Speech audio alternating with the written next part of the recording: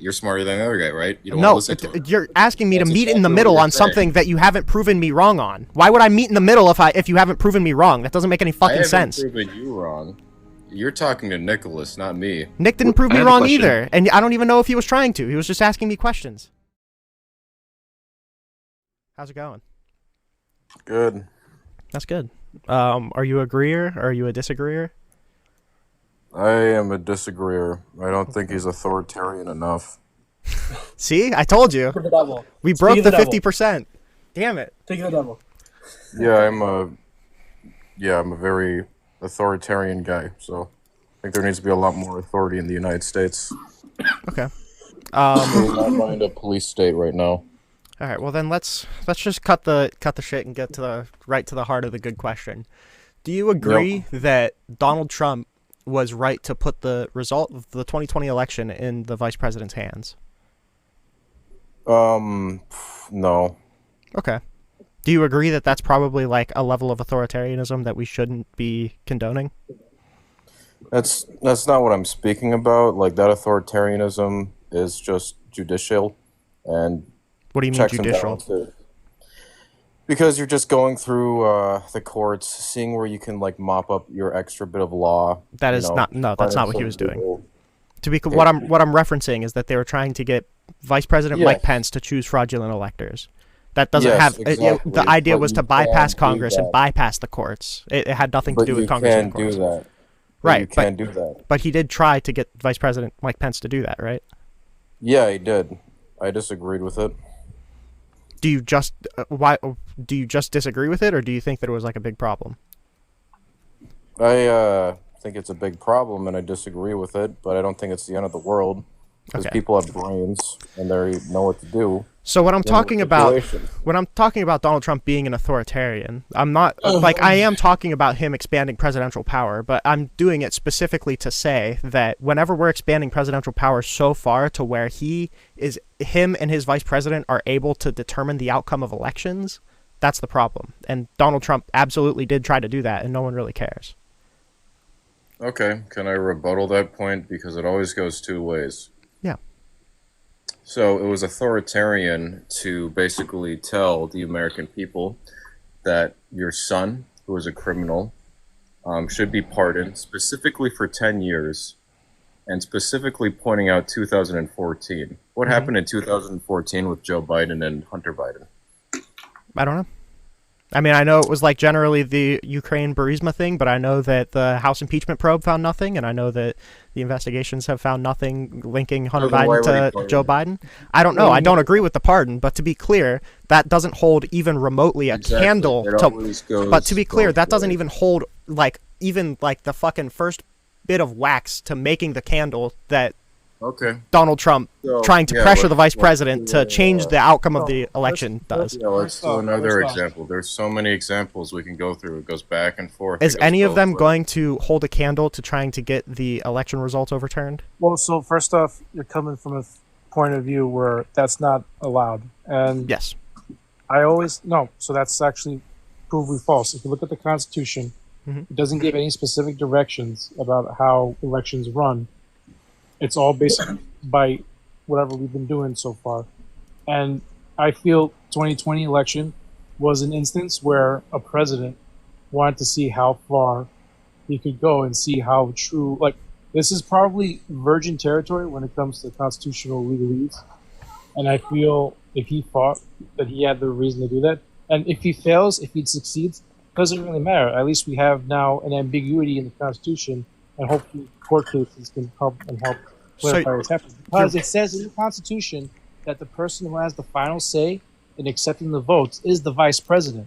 So Trump- okay. So you're kind of circling something because it's not necessarily against the Constitution for what Donald Trump tried to do. It'd be against the Electoral Count Act, and the lawyer that presented that idea to both Donald Trump and Vice President Pence acknowledged that what they were trying to do would be against the Electoral Count Act, right? No, so the Electoral Count Act. So the electors, I understand we have like a whole entire precedent of how elections have been happening, but the Constitution does say the electors eventually, the electors, this is actually like one of the problematic things about the Constitution probably.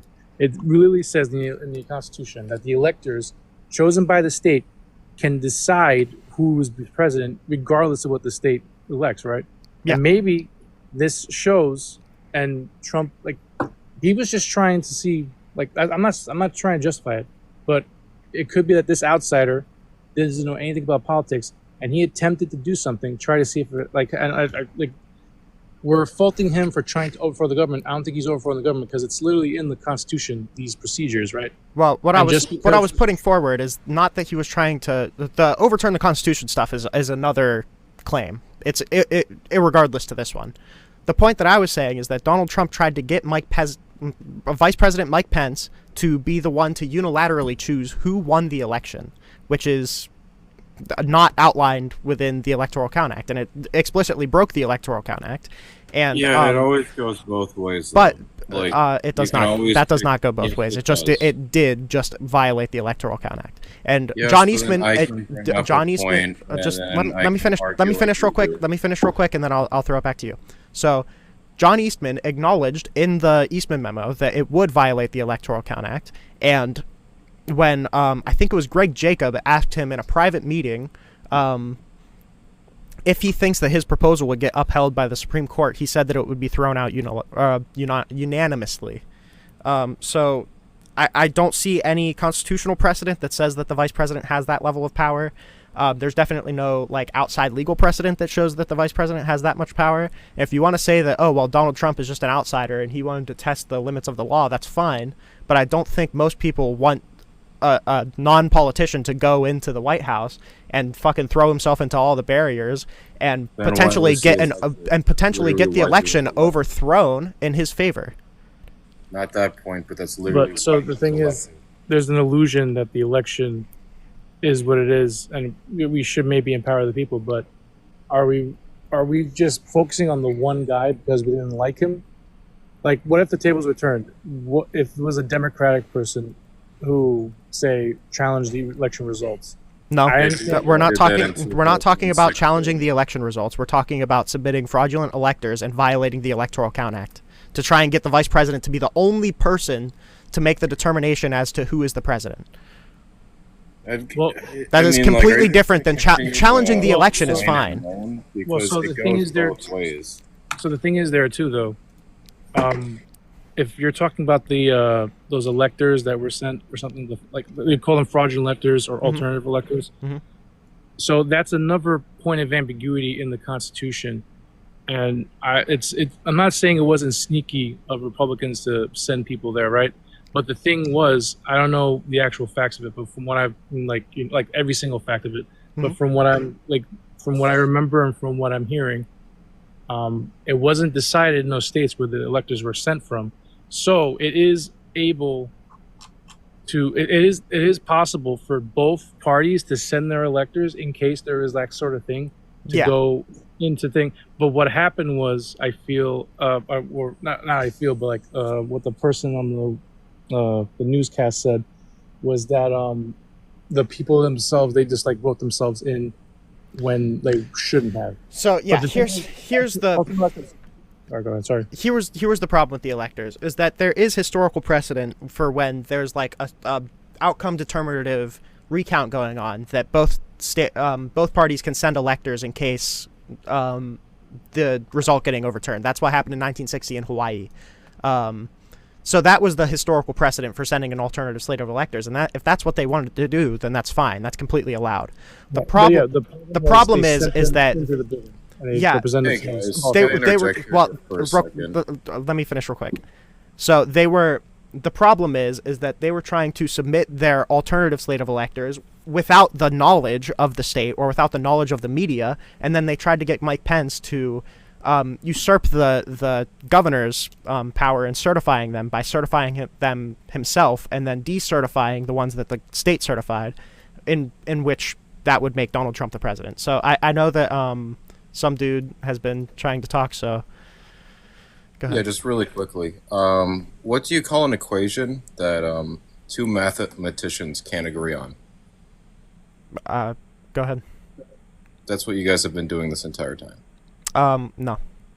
You guys have just been going back and forth It goes both ways, like I said, and you can't agree on anything. Well, yeah, because the text of the Electoral Because Count the Act other guy's explicitly stupid. disallows what they were trying to Yeah, do. because the That's other why. guy's stupid. Yeah, no, because you think the other guy's stupid. I don't And the think other he's guy thinks- stupid. I don't think he's stupid. I just Yeah, you do. I just know that I've read a lot about this and I can answer some of the questions that he's Yeah. asking. You're just smarter than him because you read a lot about this. Go on. I'm not smarter than him. I've just read more. I think Yep, I that's think very- that's That's I think very you- true. You read more. Please explain it. I'm trying to explain, and then you tried to interrupt like 3 times to derail the entire conversation. Because you're not understanding what I'm saying. But you're no. the I think smart guy. I think we understood what you were saying. I just think we don't agree. Like what do you want to hear? Like, ask me a question that you don't think that I'm like meaningfully addressing about the Electoral Count Act or the 2020 stuff. That it goes both sides, and you weren't even listening to the other guy's point. What does it mean that it goes both sides? It means that you are pointing one way, and the other guy's Uh-huh. pointing another way, Mhm. and you're just constantly disagreeing instead of meeting in the middle. Okay, where was I wrong? Worse. Exactly. You're smarter than the other guy, right? You don't No, want to listen to him. you're asking me That's to meet in exactly the what middle you're on saying. something that you haven't proven me wrong on. Why would I meet in the middle if you haven't proven me wrong? That doesn't make any I fucking haven't sense. proven you wrong. You're talking to Nicholas, not me. Nick didn't prove I me have a wrong question. either, and I don't even know if he was trying to. He was just asking me questions. I have a question and a comment, if I may. Yeah, go ahead. I think my comment is that when in arguments or in debate, settling on agreeing to disagree or meeting someone in the middle is illogical when you have a logical basis for your argument. If you believe in the claim that you're making, if you have a logical backing, if you believe your foundation is valid, then you should proceed with that argument even if you are facing pushback. Because ultimately what you are saying is, I believe this, I have reasons to believe this, and I'm presenting them as such. Yeah, because So when you're telling like the host to basically say, oh, I believe this, but I'm going to take a step back with my logical foundations just to appease someone else, it doesn't make much sense. Yeah, essentially what you're asking me to do kinda, is you have someone who's saying Schmurder is bad, and then you have someone who's saying Schmurder is bad sometimes, and then you're saying, Yeah, well, okay, well we can meet in the middle and say Schmurder is bad or is good like most of the time. It's like I can like literally argue about that's that. that's with not you. you're not getting Good. you're not getting to the heart of the actual like factual foundations. You're just trying to like circle jerk in the middle. That's not what I'm here to do. No, we're not. Because there's two sides, and you're just like, hey, you don't want to listen to the other guy. I am aware of Let's that. talk If about I the didn't first. want to listen to What the you other just guy, said. why would I Okay, then have why let don't you him listen talk? to me? I thought I could. I literally talked for 30 seconds. You said Because "Let me talk. because Do not let because me you're just talk." Go ahead. chastising me for not letting other people talk when I let him talk the whole time. I didn't interrupt that guy. Yeah, but you're interrupting me because you know my point. Yeah, because you're being a dumbass. I'm being a dumbass. Yes, because you why can would I under- meet in the okay. middle on something that there isn't a middle to? It's either the So- Electoral Count Act allows this or it doesn't. There's no meeting in the middle there. Okay, so I'll point to the other guy's situation here. I'll be on his side. So go ahead. So I was just doing a brief check of what the Electoral Count Act.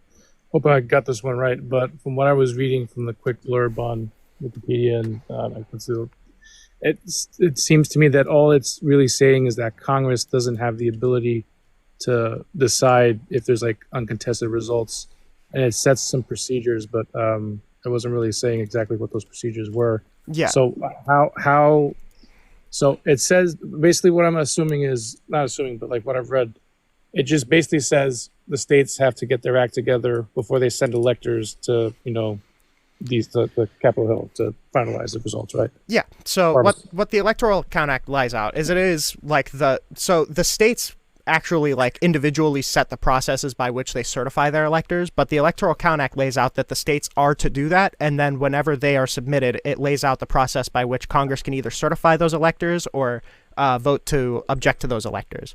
And the reason that what has the power and that's crazy.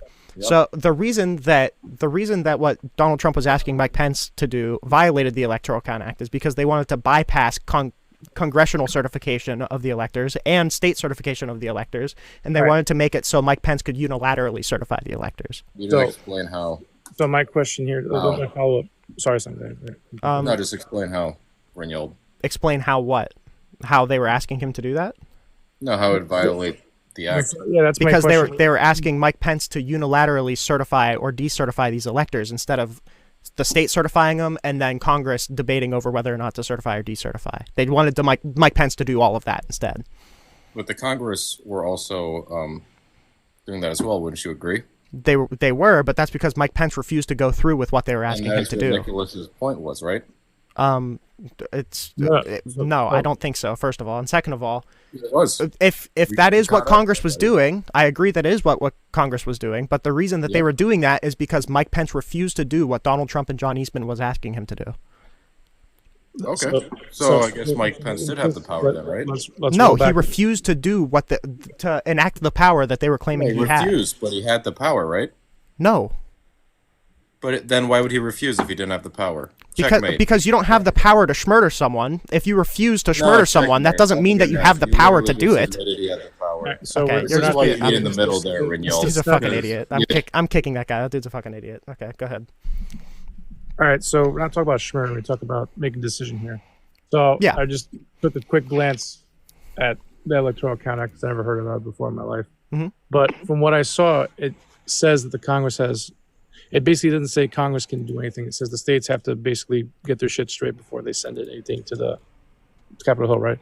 And so, when you're saying they tried to compel Pence to do something, are you saying only are you referring to Donald Trump saying, "Oh, don't certify these things," which Pence supposedly could do according to what is in the Constitution? So what I'm referring to false electors that were came in there, they weren't supposed to be there, and they were trying to say, yeah, these are the valid ones.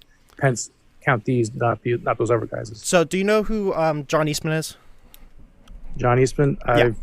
If he that guy who's the head of that 2025 think tank or something? No. So John Eastman and Rudy Giuliani were the two people leading the charge to object to the 2020 election results, basically. Right, and right. John Eastman wrote a memo called the Eastman Memo, where he lays out exactly what he was asking Mike Pence to do, and in that he explains how it diverges from the Electoral Count Act. I can read that part if you want me to, but I mean, it's a lot of very dense legal reading, so I'm a stutterer, but.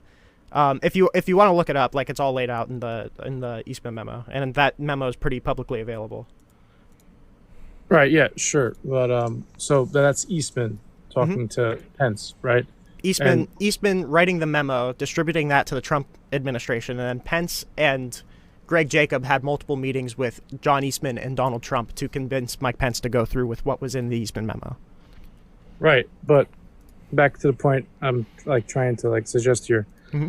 That this challenge to what the election results has never technically been done before, and this is totally virgin territory in terms of legalese and stuff. Yeah. Maybe not to the extent I don't know what happened in '60 with Hawaii, but 60 there was no complications at the certification because everyone, including the state, had the understanding that if the recount was in favor of I think JFK, then those electors would be certified, and if it wasn't, then the current certified slate would be. So there was no complications at the congressional certification there because everyone knew how that would work. But Donald Trump explicitly made sure that the state governments didn't know and that the media didn't know what they were trying to do. Right. But now my question here is, wouldn't it have been prudent to maybe just deny the votes of the states which were still in contention? Because certifying... my thing is, couldn't Pence have just denied those specific states where it wasn't really called for? It wasn't called who won yet, and just accept it. Didn't Biden have a majority anyways, or were these swing states that they were? It was the 7 swing states that they were submitting the electors in. Really? No. So no. So what I'm saying is, which of those states had the contentious they didn't the count wasn't even finished and we didn't really know who was. Oh, with the lawsuits and the recounts and stuff. Yes. Those were also most. I think there was Arizona and Georgia were the 2 biggest targets, and those were both swing states. Right. So, but wouldn't it have just been I don't see why Pence could have used any reasoning oh, we're not really sure what happened here. The case is not out. Would that have really affected the count in the end though? Because I was pretty sure I saw that day that Biden won most of the states, and maybe there was a couple. Well, the problem is that the election's done on January 6th. Whenever the winner is hammered, they are the president. That's so. pushing the certification past January 6th is something that hasn't happened, and we're in completely constitutionally and legislatively like foreign land. But it's generally understood that the vice president has a ceremonial rule on January 6th, and that he's not really in the business of making the determination as to which electors are fraudulent, which ones aren't. That's actually Congress's job to debate, and then the vice president goes with whatever Congress decides. So his role is more or less viewed as like ceremonial, and But now, are you saying that because that's de facto how it is, or that like, has there ever been a vice president that didn't go with the flow? Like, that's my thing. Like, there had not been that. Well, the reason that was the understanding of how the vice president behaves is because no one had ever tested that, and still technically no one has tested that because Mike Pence refused to go through with what they were offering because he thought that it was unconstitutional. Right. Right. Okay, that's fair. But now, okay, that's fine. I just jumped. So yeah, it was like kind of foreign land, but the problem is that it wasn't. One, it was in direct violation of the Electoral Count Act. Two, it was like completely foreign land for constitutionality as to whether or not Vice President Pence did actually hold that power. And Mike Pence ended up disagreeing. And John Eastman, the guy who proposed that he did it, admitted to Mike Pence's legal counsel that he would lose in the Supreme Court like unanimously. So the problem is that it seems like the people proposing it didn't think it was constitutional. Vice President Pence didn't think it was constitutional. We now have a new revised Electoral Count Act that directly lays out the role of the vice president. Yeah, that was passed by the current government that 2022, I think. Yeah, by the administration that benefited from that ambiguity. Joe Biden doesn't benefit from the ambiguity. No, I mean, never mind. I'm not going to say. I'm just going past that. That was just a jab. Okay. Yeah, but the point is that no one really understood the Constitution to work that way, and we had passed legislation that would directly violate. The Electoral Count Act had also been challenged in the Supreme Court a couple times. I don't know the specifics as to that, but I know it had been, and it had been upheld by the Supreme Court. I still need to look into those particular cases, but the Supreme Court had upheld the Electoral Count Act, so if it was like unconstitutional like Eastman was claiming, then it would have been overturned by then. So it doesn't seem like Eastman thought that what they were doing was constitutional. I don't think Trump even knows the difference between his ass and a hole in the ground. Mike Pence didn't think it was constitutional. Most of the White House staff didn't think it was constitutional. That's why he fired a bunch of them and replaced them with people like Rudy Giuliani or Jenna Ellis. And it ended up not happening because Mike Pence was the last say on it, and he released a giant memo on January 6th detailing how he didn't have that power. So I would probably want to disagree and say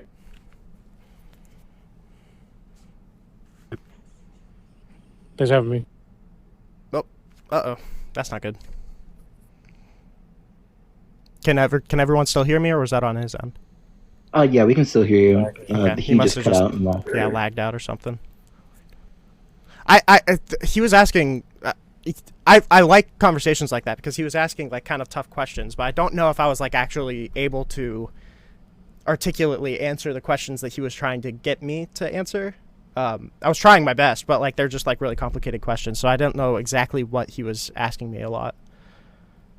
So hopefully that was satisfactory, and if not, then he can come back. But in the meantime, if anyone else wants to come up and talk, we can. As long as you're not like that one fucking idiot that I dropped. That was so frustrating. Okay, I like the dude that we were just talking to, that we just lagged out, because he was asking meaningful questions and he was actually looking into what I was talking about. It seemed like he did want to learn about it, and I respect that a lot, even if we disagree.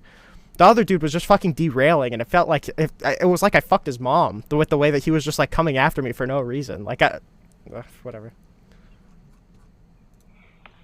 Which I did fuck his mom, so I mean.